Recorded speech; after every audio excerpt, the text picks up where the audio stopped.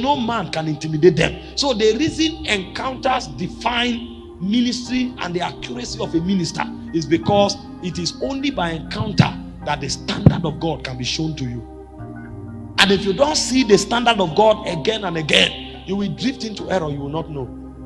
And so every minister that made impact until they left the earth, they were men of continuous encounters. In fact, you grow based on the level of encounters you have. Your birthday on earth may be calculated into 365 days. Your birthday in the spirit is not calculated into days. It's calculated into the transitions that you have in the spirit. And every time a man sustains an encounter, he ascends to a higher realm. Encounters are the things that make you wise and old in the spirit, because it brings you the testimonies of light.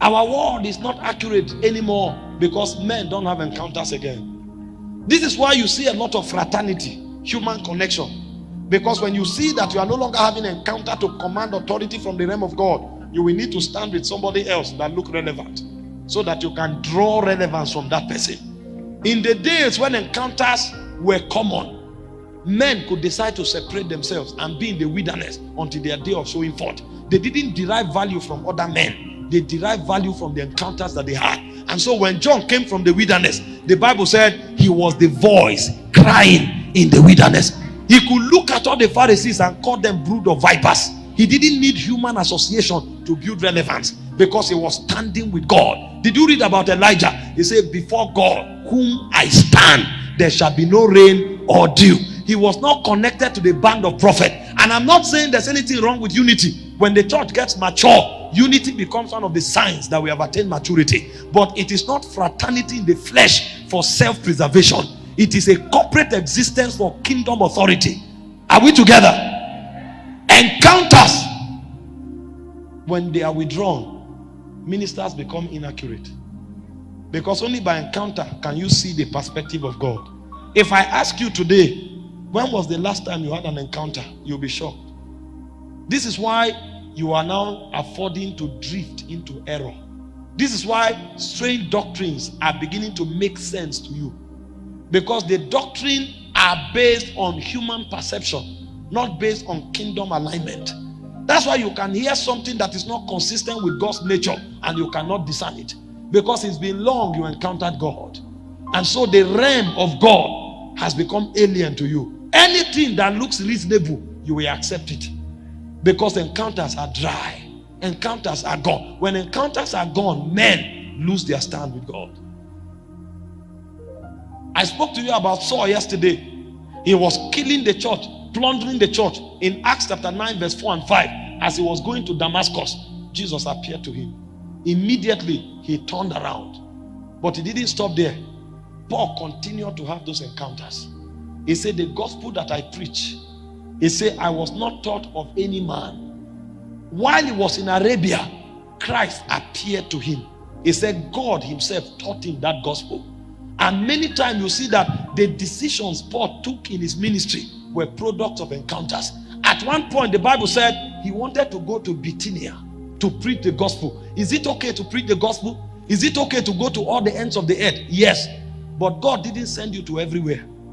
While Paul was going to Bithynia, he said God resisted him. That night he dreamt and he saw a man from Macedonia say, come and help us. So the accuracy in Paul's ministry was the product of the continuous encounters that Paul had.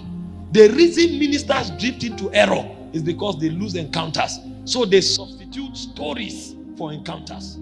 That you heard the story of Benson in Dahosa does not mean you will be accurate. That you hear the story of the great patriarchs from Southern Africa does not mean you'll be accurate. You need to have your own encounter. Samuel was in the house of Eli. He didn't serve God based on what Eli told him. He had his own encounter. And the voice of God gave him everything that he should live by. I tell you today, many people, especially young ministers who want to go into ministry, they've never met God. They have met men and they take the approval of men to start ministry. And so the guy goes for a conference. He insists for the prophet to lay hands on him. and he snaps the picture.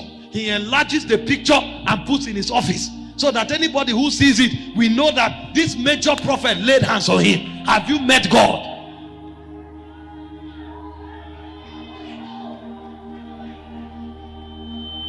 They can lay hands on you in a stadium. It doesn't mean you are sent.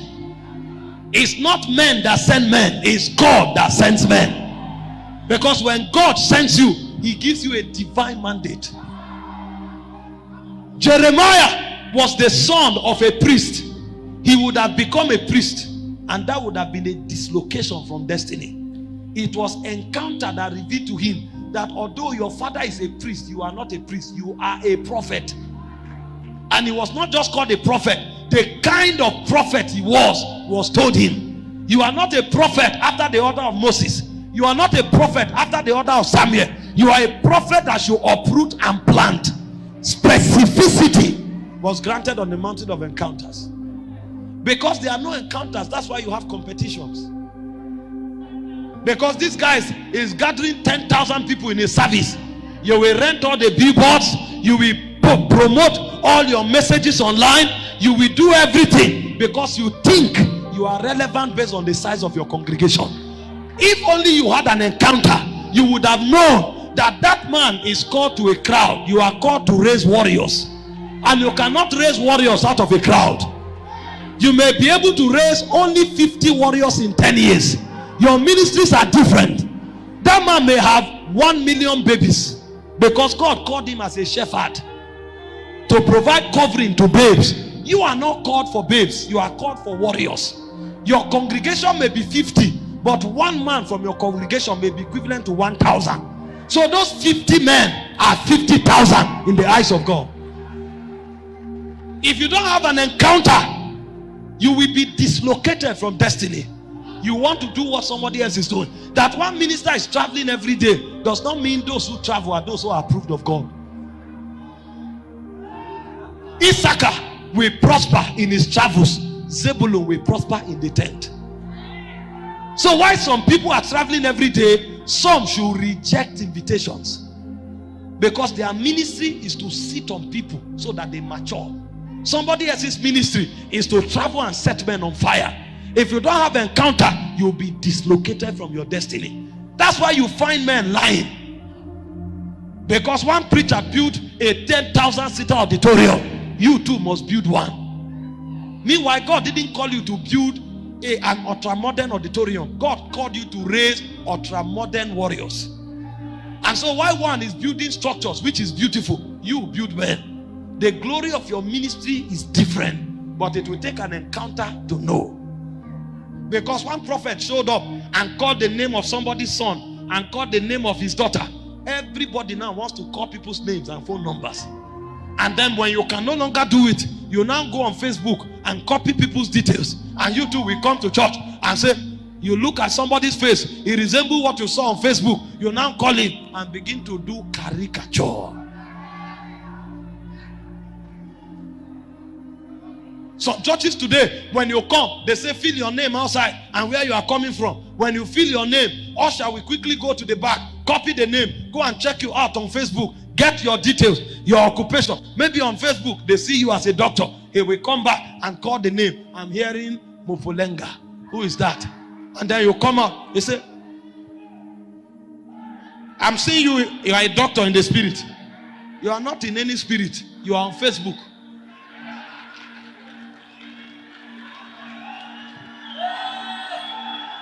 No encounters. And when Facebook doesn't work, the guy now goes to a native doctor and they wash his face. Somebody that should win native doctors to the kingdom is now bowing to the altar of a native doctor because he's under pressure. His friend is now calling names and phone numbers. Meanwhile, in heaven, the equipment they gave you are tools to open the Bible. Your job is to sit down, open scriptures so that people can be fed and be strong. You leave your tools. You want to prophesy. Because you think honor in ministry is a product of word of knowledge. No encounters. No encounters. You will never find rest in ministry until you start having encounters. God told you to sing because your brother preached and they called him a great teacher. Instead of singing, you became a rabbi. And every doctrine you teach is wrong. And you can never see it because you put 3 clowns around you that when you talk, they say, oh, Papa, what a revelation. There's no revelation there. That is a compendium of error.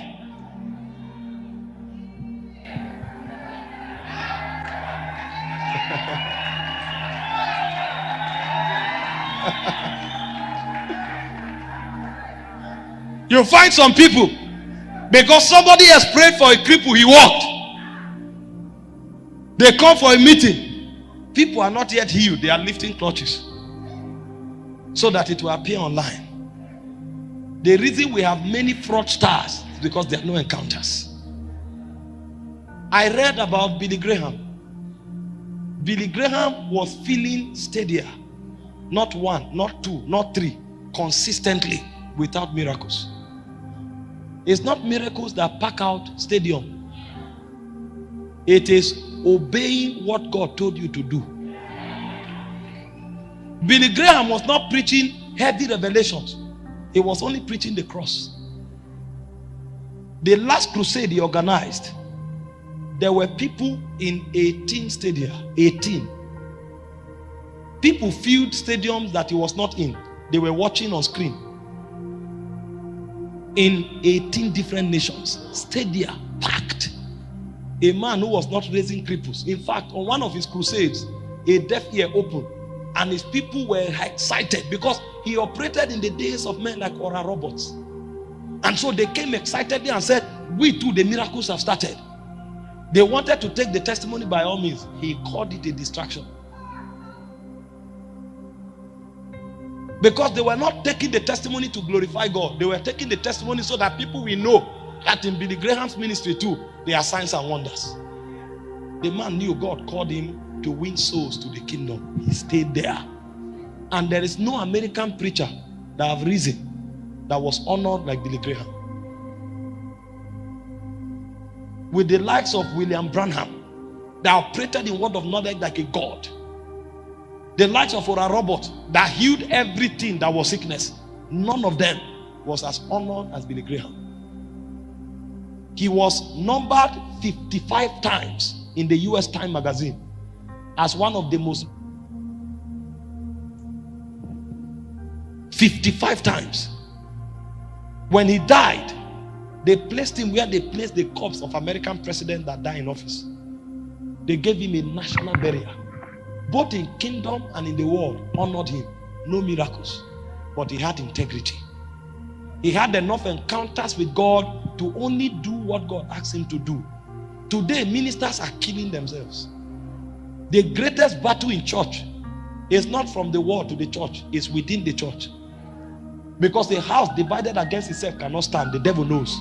And so because he knows we have not encountered God, he brings malice, he brings gossip, he brings backbiting. So ministers are trying to pull ministers down every day. And that you off somebody else's candle does not mean yours will become brighter. Somebody else is not shining because you are not there. He's shining because God decided to put his light on him. And his shine will not stop you from shining. Find yourself in God. A large percentage of the crisis we have in the body of Christ today will end if men begin to have encounters. That's why yesterday I labored to show you what to do to have encounters. The first thing to do to walk in encounters is to pick a body for the body. When you pick a body for the environment where you live, it will attract God to you. The second thing to do to have an encounter is to seek the Lord with all your heart. In Jeremiah 29 verse 13, he says, you shall seek me and find me when you seek me with the whole of your heart. When your affection is turned to the Lord, God comes in your direction.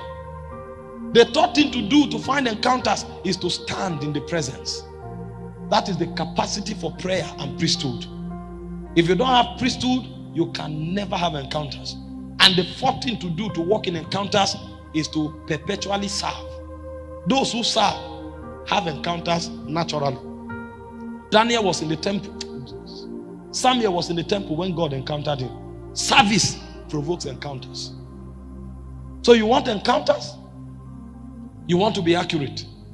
And to be accurate, having encounters, you must, number one, have a body. A genuine body to see a change that will affect God's people. Number two, you must seek the Lord with all your heart. Not for what God gives, but for who He is. Number three, you must build capacity to stand always in His presence. He said, I will stand upon my watch and see what He will say to me. And He said, write the vision. The moment you stand, God comes. That's why He told Elijah, go and stand before me on the mountain. God comes when you stand. And number four, when you serve, you have encounters. So instead of being part of this competitive generation, this fleshly generation, this self-preserving generation, doing things in the flesh just to receive human approval, why not seek God's appearance? When He speaks to you, listen, the excellency of a spirit is demonstrated when he decides to glorify the very weak common things. When a spirit wants to showcase his power, he doesn't need a spectacular thing. You can be doing what is most unattractive, yet you are the best. And people are wondering how. It is in that weakness that the excellency can be revealed. That's why I said we have this treasure in earthen vessels, that the excellence will be of God and not of man. I heard someone share a story of a man. He has gone to almost every nation of the world. What does he do? When he comes, he begins to talk about his story. The same story. Not modified, not edited. But this same story. They will invite him everywhere. The moment he carries the microphone, he begins to talk about his story. And by sharing this his story, he has met presidents of nations. He has gone around the world sharing his story. Not many revelations. A very boring story. But the Spirit alighted on it. With depression, it's not necessary. You need an encounter. Every great man has encounters. Moses had an encounter on Mount Horeb. He became mighty. Isaiah had an encounter in Isaiah chapter 6. He became mighty. Samuel had an encounter in the altar in 1 Samuel chapter 3. He became mighty. Paul had an encounter on his way to Damascus. Acts chapter 9 verse 4 to 6. He became mighty. Abraham had an encounter. Genesis 12 verse 1 to 3. He became mighty. Everyone that had encounters became mighty. Ezekiel had an encounter in Ezekiel chapter 1. He said, I was among the captives by the river Kabar. I saw visions of God. He became mighty. There is no man who walks in the realm of encounters that is not relevant in this generation. The list is endless. That means the making of a true minister begins from an encounter.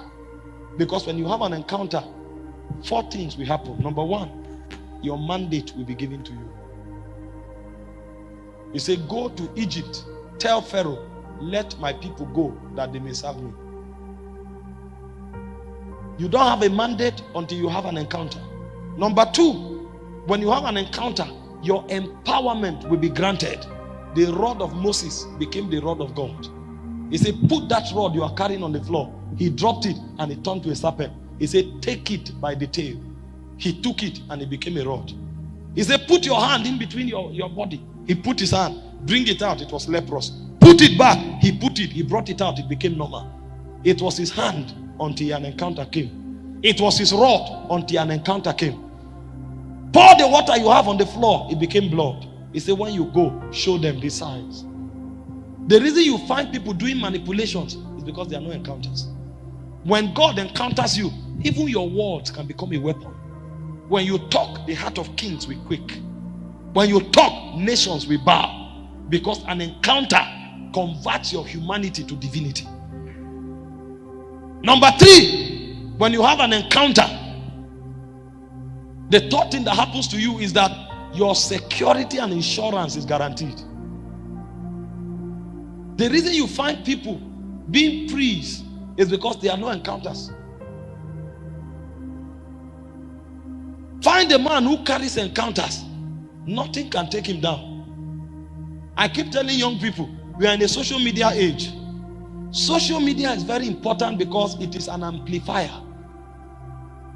This message we are preaching here now, there are about 400 to 500 people here. Because of social media, this message can get to as much as 300,000 people in less than 2 weeks. So social media is an amplifier. But you need to be understanding and discerning to know that social media is not what ordains you as a minister. Because if social media makes you, it will destroy you.